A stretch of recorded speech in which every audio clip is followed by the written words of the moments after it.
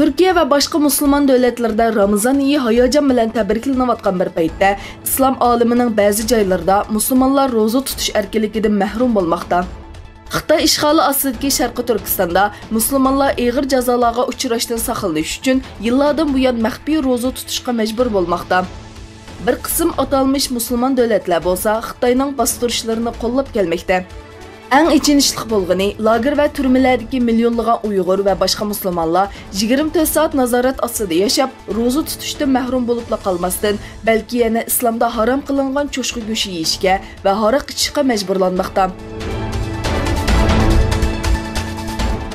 Amerika prezidenti Donald Trump juma kuni 200 milliard dollar qimmatidagi Xitoy mahsulotlariga bo'lgan tamojna bijini 100% dan 25% ga o'stirdiganligini e'lon qildi.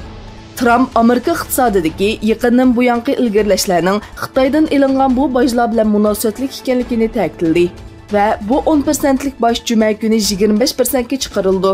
Xitoydan keladigan 325 milliard dollar qimmatidagi boshqa mahsulotlardan hali ham boj ilinmaydi.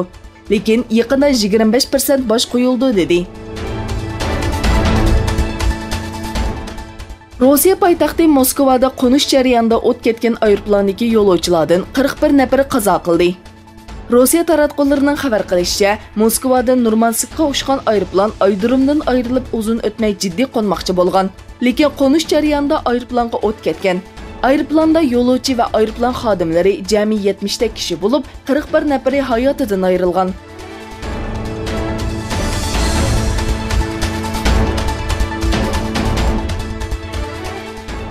İsrailiya doiralari armiyaga qamal ostidagi G'azzaga bo'lgan bombardimonni davomlashtirish haqida buyruq tushirdi. İsrailiya armiyasining G'azzada ilib borgan hujumida bir homilador ayolni o'z ichiga olgan 7 kishi qazo qildi.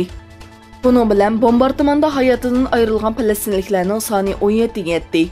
Yevropa İttifaqı tashqi munosabatlar va xavfsizlik amaldori Federica Mogherini bu haqda e'lon qilgan bayonotida G'azzadagi Falastin qurolli kuchlarining xohlagancha raketa hujumi to'xtatilishi lozim. Yevropa İttifaqı İsrailiyaning bexatarligini kuchli bir shaklda qo'llaydiganligini qayta ta'kidlaydi dedi. Uning bayonotida hujumda hayotidan ayrilgan va yaralangan falastinliklar tilga ilinmadi. Venezuelada o'zini vaqtliq rahbar deb e'lon qilgan parlament raisi Guaidoning ko'chaga chiqish chaqiriqi javobsiz qoldi. Venezuela prezidenti Maduroni ag'dirib tashlash uchun Amerika bilan nurg'unlagan G'arb va Latin Amerikasi davlatlarining qo'llashiga erishgan Guaidoning namoyish chaqiriqiga ko'p kishi ovoz qo'shmadi. Faqat 2 yerda namoyish o'tkazildi. Yana kelib Guaido va parlament a'zolari namoyishga qatnashmadi. Ramazan iyi jarayonida oziqlanish odatidagi o'zgarishlarga diqqat qilmaganda oshqozon, uchay og'riqlari va boshqa sog'lomlik masalalari kelib chiqishi mumkin. Mutaxassislar bu masalalarning oldini olishga yordamchi bo'ladigan ba'zi kichik nuqtalar haqida tövəndikidek takliflarni berdi. 1. Mutlaq zo'g'urliq yang. Zo'g'urliq yemay roza tutganda badanning metabolizmi ostilaydi. Semiz kishilarga nazar solganimizda zo'g'urliq yemay roza tutganligi ma'lum bo'ladi. 2. Eg'ir tomoq yeyishga aldirmang. Iftor qilgandan keyin suyuq salang bir narsa iching. 15 minut saqlagandan keyin ondan tomoq yeyishni boshlang. Dasturxondan rahat qopishga yordam berdi. 3. Tatliqning o'rniga meva yeng. Sharbatlik tatliqlarni ko'p iste'mol qilish hazm qilish qiyinlashish va samirib ketishga sababchi bo'ldi. 4. Iftor va zo'g'urliq orasida 10-12 stakan suv iching. Roza tutgan mezgilda badan yo'qotgan suvni to'liqlashning yaxshi usuli iftor bilan zo'hur orasida 10 dan 12 stakangacha suv ichish. 5. Energiyasi to'van bo'lgan nashliqni asos qiling. Bo'libmi zo'hurda ham sifatlik aqsil bo'ladigan, ham qo'rsaqni to'q tutadigan tuxum kam bo'lmasin. 6. Choy va qahva bilan birga suv iching.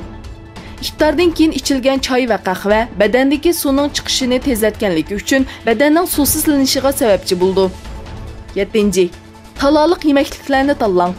Aksicha bo'lganda uzun davomlashgan ochliq uchay harakatini asıltib qavziyatga sababchi bo'ldi. 8. Süt va süt mahsulotlari kam bo'lmasin. İftarda sog'lom aqsil manbasi bo'lgan qitiq yoki ayron bo'lgani yaxshi. Uyg'ur televiziyasi bo'lish sifatimiz bilan Ramazon iyinglarni muboraklaymiz.